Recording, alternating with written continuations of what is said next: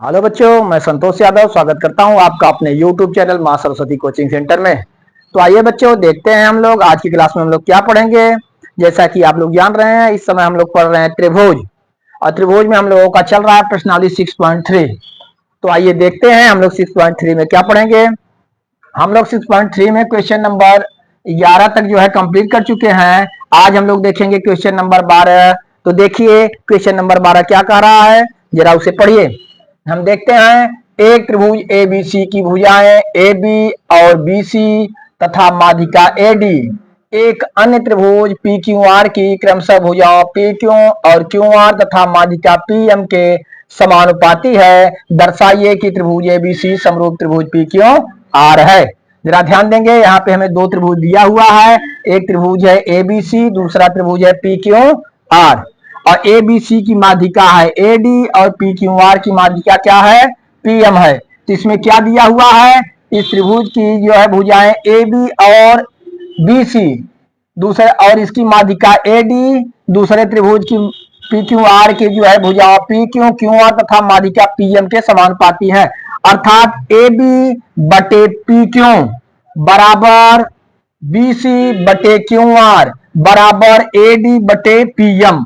हमें इतना ज्ञात है, हमें सिद्ध क्या करना है, त्रिभुज ABC और त्रिभुज PQR दोनों क्या है, समरूप है। तो आइए देखते हैं हम कैसे हल करते हैं। सबसे पहले हमें क्या ज्ञात है, हम लिखेंगे। हमें क्या दिया हुआ है, त्रिभुज ABC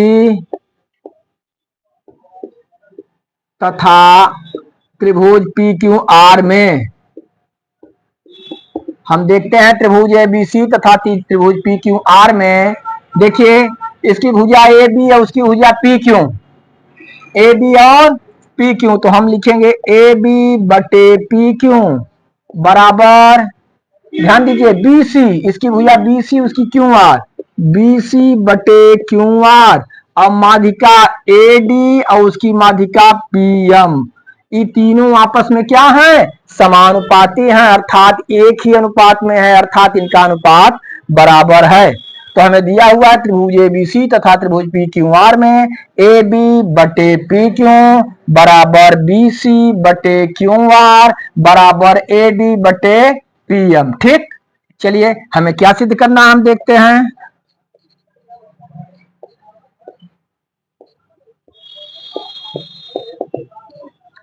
देखते हैं हम लोग कि हमें क्या सिद्ध करना है।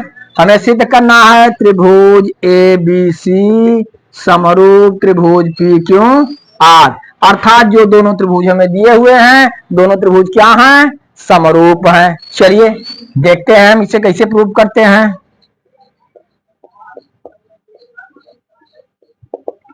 देखिए जरा, त्रिभुज ABC तथा त्रिभुज PQR में, ठीक, क्या हमें ज्ञात है, AB बटे PQ, AB बटे PQ बराबर BC बटे QR बराबर AD बटे PM। ठीक, चलिए इतना हमें ज्ञात है। हम लिख सकते हैं इसे AB बटे PQ बराबर, जरा ध्यान देंगे, BC बटे QR, BC और QR का अनुपात, या BC बटे QR को हम लिख सकते हैं 1/2 BC बटे 1/2 QR। अगर BC बटे QR का अनुपात जो है, तो अगर BC का आधा लेंगे और QR का आधा लेंगे तो उसका भी अनुपात सेम होगा। ठीक, बराबर हम लिख सकते हैं AD बटे PM। चलिए आगे देखते हैं। ठीक, ऐसा हम क्यों किए, हम बता रहे हैं आपको। हम लिखेंगे AB बटे PQ बराबर, देखिए 1/2 BC। जरा ध्यान देंगे, हम यहाँ पे जो है AD त्रिभुज ABC की माध्यिका है, अर्थात जो है माध्यिका सामने वाली भुजा को दो बराबर भागों में विभाजित करती है। ये पूरा BC है, अगर आधा BC हम कर देंगे तो ये BD के आधा BC अर्थात 1/2 BC BD के भी बराबर होगा, CD की भी बराबर होगा। तो हमें इस त्रिभुज में लेना है, तो 1/2 BC को हम लिख सकते हैं BD। क्या लिख सकते हैं, बी डी बटे सेम उसी तरह से इसमें पी एम माध्यिका है, तो पी एम जो है यम जो है यहाँ पे जो यम बिंदु है क्यू आर को दो बराबर भागों में विभाजित कर रही है, जितने क्यू एम होगा उतने एम आर होगा। तो हम लिए हैं 1/2 क्यू आर, 1/2 क्यू आर को हम लिख सकते हैं क्यू एम। क्या लिख सकते हैं? क्यू एम बराबर ए डी बटे पी एम, ए डी बटे पी एम। अब जरा ध्यान देंगे,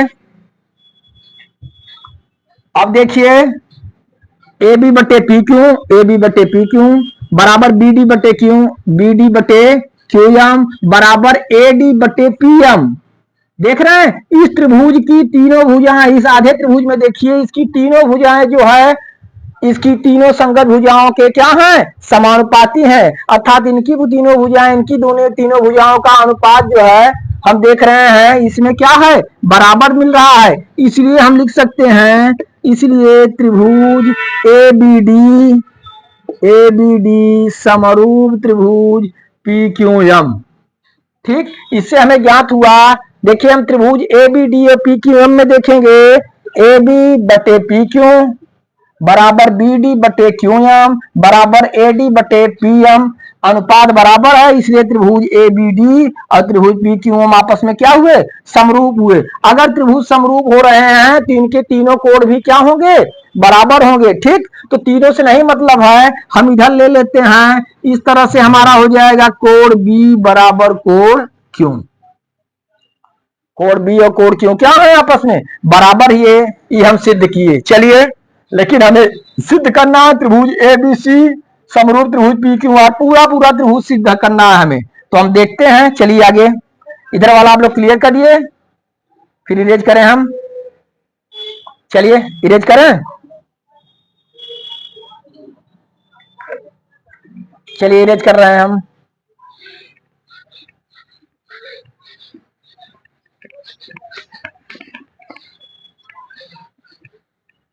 अब हम देखेंगे त्रिभुज ए बी सी तथा त्रिभुज पी क्यू आर में। देखिए जैसा कि हमें मालूम था, ज्ञात था ए बी बटे पी क्यू, ए बी बटे पी क्यू बराबर बी सी बटे क्यू आर। अब हमें ए डी बटे पी एम से मतलब नहीं है, इसमें देखिए दो भुजाएं जो है समानुपाती हुई, ए बी बटे पी क्यू बराबर बी सी बटे क्यू आर, दो भुजाएं समानुपाती हुई। और जो है हम देख रहे हैं इसमें कोण बी बराबर कोण सी, कोण बी बराबर कोण सी, अर्थात कोण बी और कोण सी यहाँ पे हम ज्ञात कर चुके हैं। कोण बी और कोण सी आपस में क्या हुए? कोण बी और कोण सी आपस में बराबर हुए, और इनके कोण बी और कोण सी की क्रमागत जो है भुजाएं, इससे जो है क्रमागत जो भुजाएं हैं वो दोनों आपस में क्या है? समानुपाती, अर्थात एक अनुपात में है। इसलिए हम लिख सकते हैं त्रिभुज ए बी सी समरूप त्रिभुज पी क्यू आर। ठीक, क्लियर हुआ? किस कसौटी से हम लिख सकते हैं? यस ए यस, समरूपता कसौटी। ठीक, तो इस तरह से हमारा क्या हुआ बच्चों? प्रूव्ड हुआ। इसे आप लोग अच्छी तरह से नोट करिए, समझिए, फिर हम अगले क्वेश्चन की तरफ चलते हैं। चलिए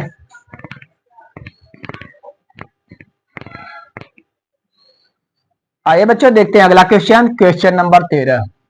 देखिए एक त्रिभुज ए बी सी की भुजा बी सी पर एक बिंदु डी इस प्रकार स्थित है कि कोण ए डी सी बराबर कोण बी ए सी है। दर्शाइए कि सी ए स्क्वायर बराबर C B into C D. चलिए सबसे पहले हम एक त्रिभुज एबीसी बनाते हैं। एक त्रिभुज एबीसी बनाइए।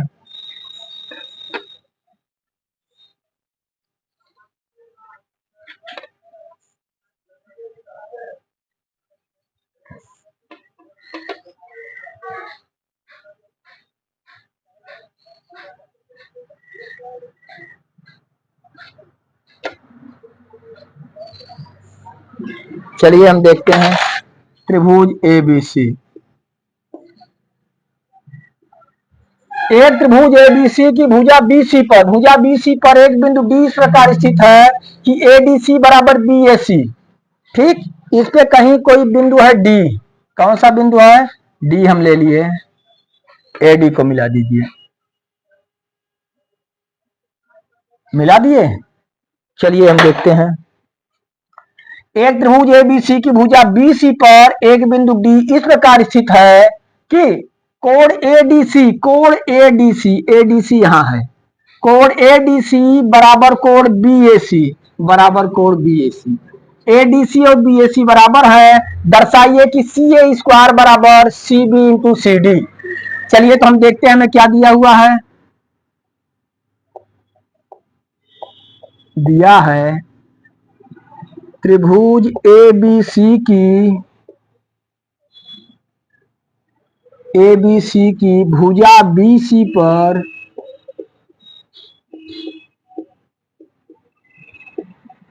एक बिंदु डी इस प्रकार स्थित है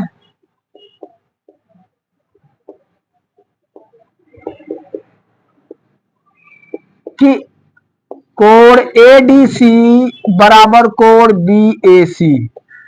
ध्यान देंगे हमें क्या ज्ञात है, कोई त्रिभुज एबीसी है, एबीसी की भुजा बीसी पर एक बिंदु डी है और डी इस प्रकार स्थित है कि कोण एडीसी का जितना मान है उतना कोण बीएसी का मान है। ठीक ना, हमें क्या सिद्ध करना है?